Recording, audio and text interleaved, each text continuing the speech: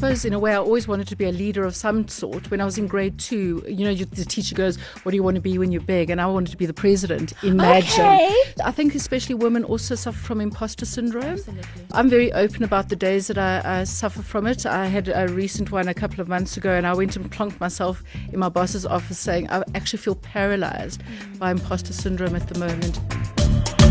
Don't hold back. Say it loud. What's up, everybody? My name is Nozibele Kamganamayaba. Welcome to Don't Hold Back. This is where we say it loud. Now, some of us dream of managing a big company, managing people, and getting a few cents. Okay, a lot of cents on our pockets every month, okay? We have an exciting show for you today. I am so excited to welcome Deirdre King. She is the Managing Director of Jacaranda FM, one of the largest independent radio stations in South Africa. She started her own integrated marketing agency before heading up the Walt Disney Company's marketing and communications for Africa. For a number of years, Deirdre also headed up brand experience and crisis communications at Nandos for India, Middle East, and Africa. Hey, I am really excited to be talking to this powerhouse. Deirdre, welcome to the show. Thank you so much for making it. Thank you for having me. I'm really excited. I can't wait to really dig into our topic. Where did it all start? Did you always imagine that you're going to be where you are today? But before we get into that, I see a lot of things on the table. There's a segment where, we ask our guests to bring in, a snack where we can share. Can you just explain what you have for today? So today I brought in green juice. Okay. And milk tart. That's an interesting combination, but I don't want to hear, why that combination or why you brought it until much later on in the show. But I just want to get to know you better. That was a very deep and quite big resume in terms of what you did. I just want to also understand, did you always imagine that this will be your path? So actually, I suppose in a way I always wanted to be a leader of some sort. When I was in grade 2, the teacher goes, what do you want to be when you're big? And I wanted to be the president. Imagine. Okay. So there was always, I suppose, leadership. Did I think I would be here? Not necessarily. In my 20s, I was actually a film producer. Okay. And did a lot in movies, and film was my blood. But I think there, you're leading, as a producer, you're leading film crews and things. So I realized I was good at it. And so, and I think leadership's really important because everybody's actually a leader. It's how you conduct your life every day. Yeah.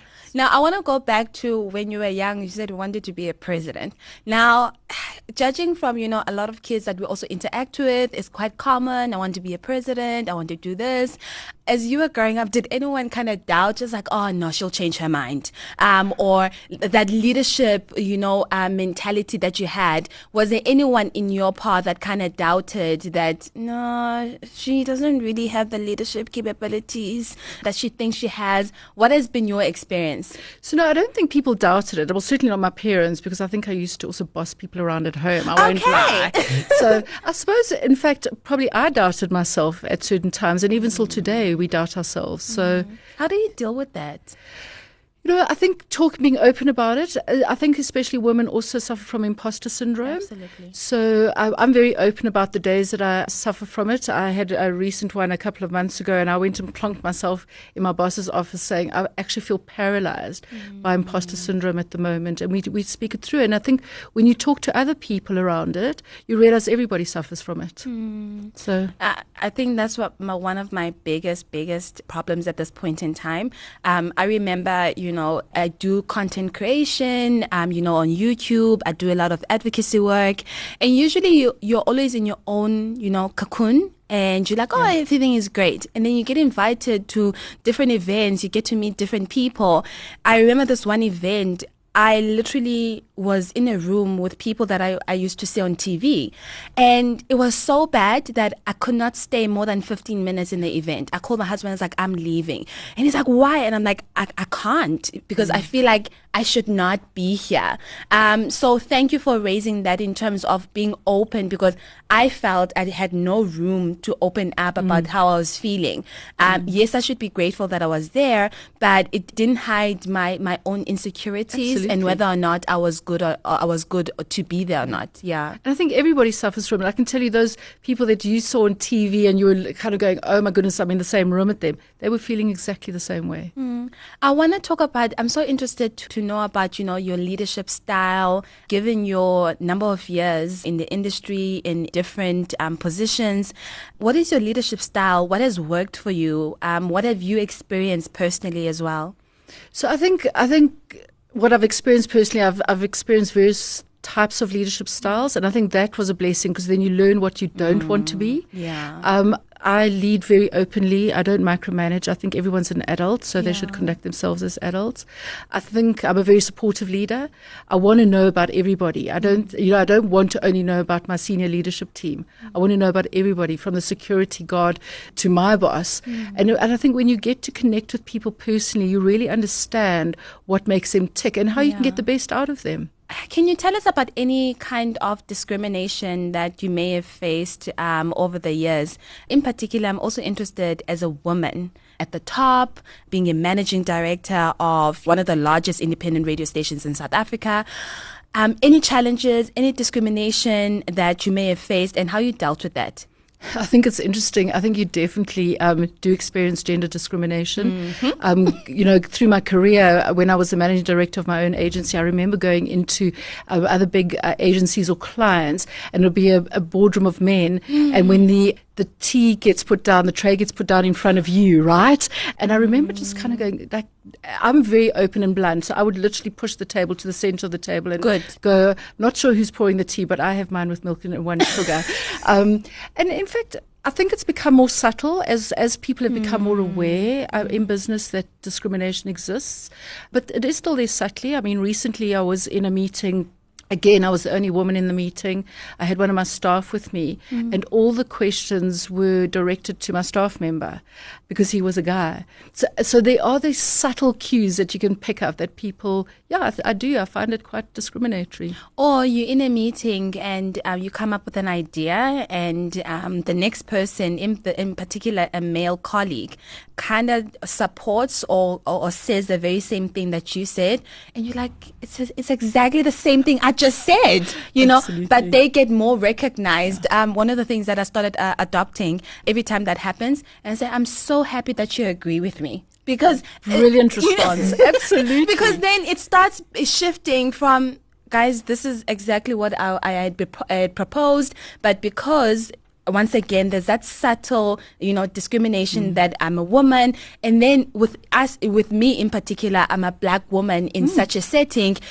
I feel like there's also that undertone as well. Yeah. Absolutely. And I witness that often in meetings as well. And I think it's about using gentle strength. I think women are good at gentle strength. And so it's about really pushing the conversation into the right direction. So, yeah. When you look back, is there any one particular decision that you had made that you regret? I don't know that I regret decisions. I have made some poor decisions, but I think when you look at that, you go, what did I learn from this and how not to make those mistakes again? I mean, many years ago, I developed a range of pure mineral cosmetics, and I went into business with a boyfriend, a friend, and that certainly it didn't end well. And then you kind of realize that should you go into business with friends or family? My advice would be no. So I think, do I regret that decision? No, because we built a really beautiful business together. It just didn't end too well. It didn't come out the way you had intended. Absolutely. So do I regret decisions? I don't think we should regret. I think we should just learn. Yeah. There's a letter that I wrote to my 20-year-old self, turning 32 next month. And there's a lot that happened in my early 20s, right? And looking back now, 10 years later, I wrote like a letter to say, it's about to get rocky, but it'll get better, okay? Just know that it will get better. Just hang in there. What would you say to your 20-year-old self when you look back? You cannot believe how great you'll be. Oh. Like I really do. Like you when you're 20, you can never imagine what you're going to be. I love that. Yeah. I really love that, because one of the things I was so stressed about in my 20s is trying to figure everything out. Do you also relate to that you may have been somehow hard on yourself? I'm still today hard on myself. I think that's what we are. Are there regrets? I had a great, in my 20s, they were crazy years. So they were really very cool. But I do believe that we're exactly where we're supposed to be at all stages of our lives. And I think it's about embracing that and just going, what am I learning from this? And not being hard on ourselves. But that's hard because we are. Yeah. One question that I want to ask just before we get into our food is, how did you... One of the things that I struggle with is the possible change in direction, whether it is in jobs, whether it is in something that I want to try out. One gets to tend to be very comfortable. When you look at your journey, you were a filmmaker, and I heard something about, also beauty industry. And then from there, you now the managing director of a radio station. It seems like you're not afraid to try new things. Is that the person that you are? And how do you just overcome the fear? I'm like, I just want to be comfortable. I just want to settle. What if this doesn't work? How do you deal with that? So I don't really worry about what if it doesn't work, because I think you learn from things that don't work as well. I'm very curious by nature, so and I think you've got to approach things with courage, because actually, what is the worst that can happen? I mean, you're right. I've been a filmmaker, head of marketing for the Walt Disney Company. I then worked at Nandos. I mean, this role I literally got in level 5 lockdown. I'd never been in the radio industry. I got this job, but when I got the job, nobody had even considered a thing called COVID. And I ran this radio station for the first 3 months from my dining room.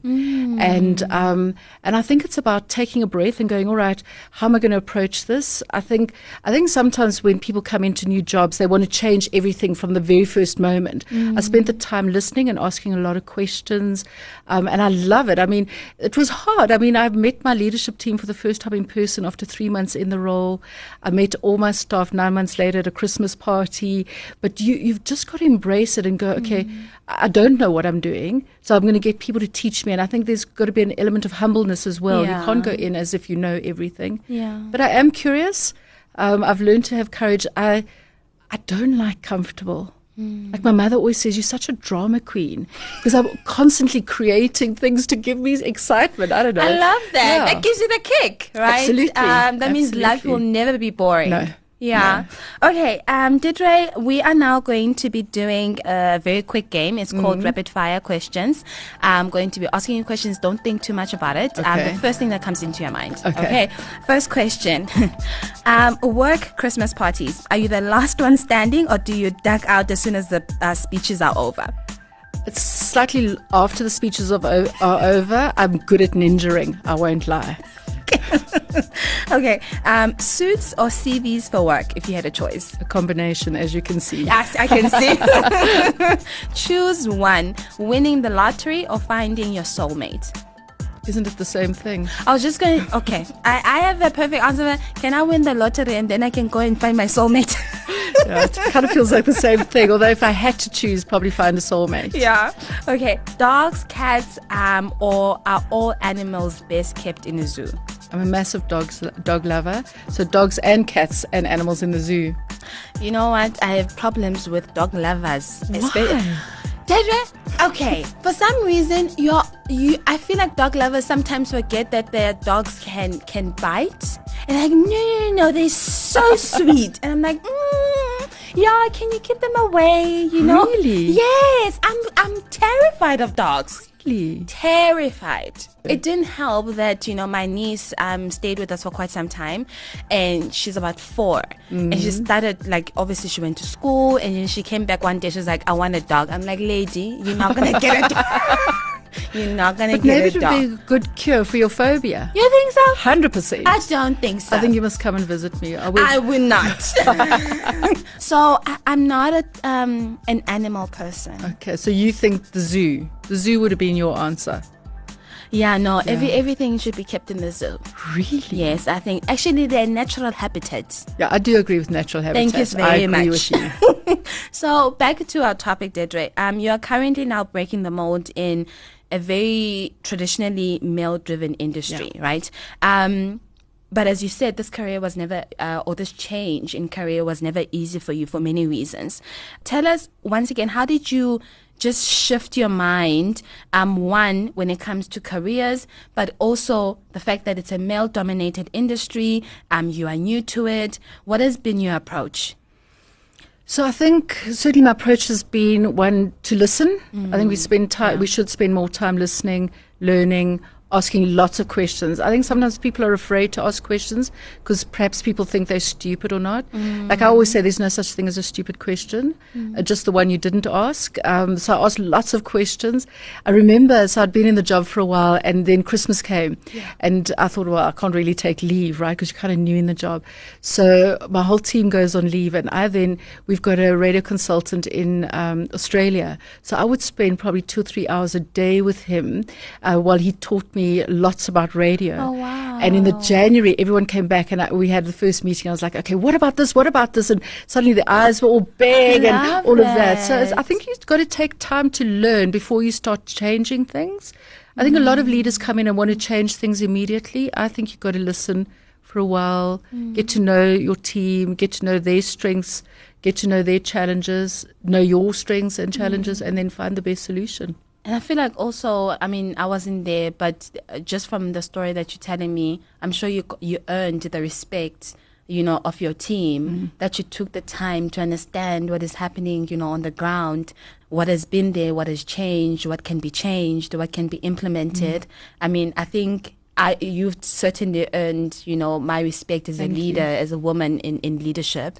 Now, the last question from my side is, in South Africa, our economic landscape changes all the time. We are always encouraged, we should take up entrepreneurship, but it's quite difficult because I always say, guys, not everyone is going to be an entrepreneur. Not everyone is going to own their own business. Like, what advice can you give to people where I've sometimes felt the pressure of thinking to myself, oh, I need to be a managing director of my own company, but I know that I don't think that is the path for me. It may be for someone else. What's your view on that? So I think it's okay to recognize that you are an entrepreneur or not an entrepreneur. It doesn't make it one better or worse. I think South Africans, by their very nature, are entrepreneurial if you compare them to first world countries, things like that. But I think we need to have a combination of both. You need to have entrepreneurs and you need to have people that work in organizations. And I think it's about recognizing your strengths. I mean, I loved owning my own business. I won't lie. I owned 3 of my own businesses at the same time. Things were wild and crazy. But I love working for a corporate as well because there's just different challenges and different things to learn. I think being an entrepreneur in South Africa is challenging, certainly at the moment. I don't think our government gives entrepreneurs the support that they need. And then layered on top of that, you have things like load shedding and water shedding and fuel prices and things like that. So I think it's really tough being an entrepreneur in South Africa at the moment. 'Cause I think they need a lot of support. And I think it's time banks stepped up and started being more innovative in terms of products for entrepreneurs. Insurance companies being more innovative in their products. I think there's an opportunity for big corporates to actually assist entrepreneurs. Absolutely. Yeah. This has been a wonderful conversation.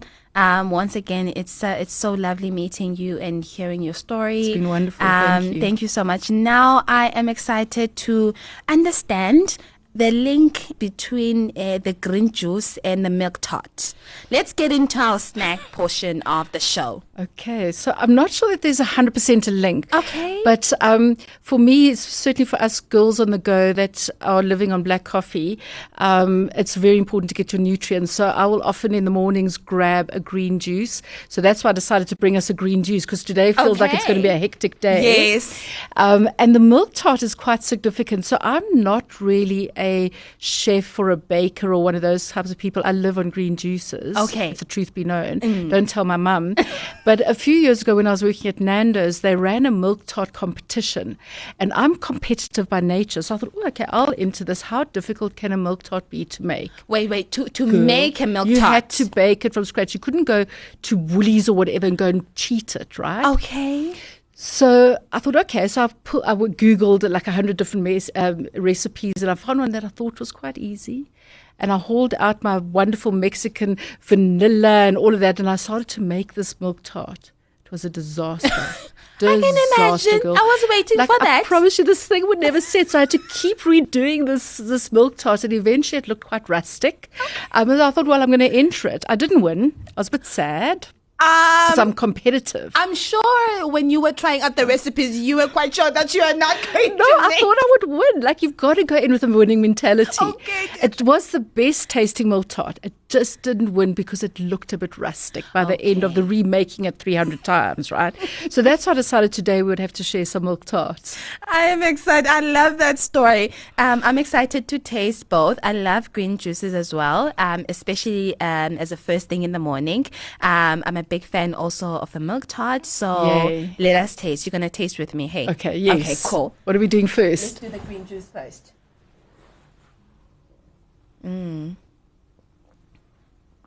Delicious. That is good. It is good. That is good. And healthy. And green. Because we forget our greens often.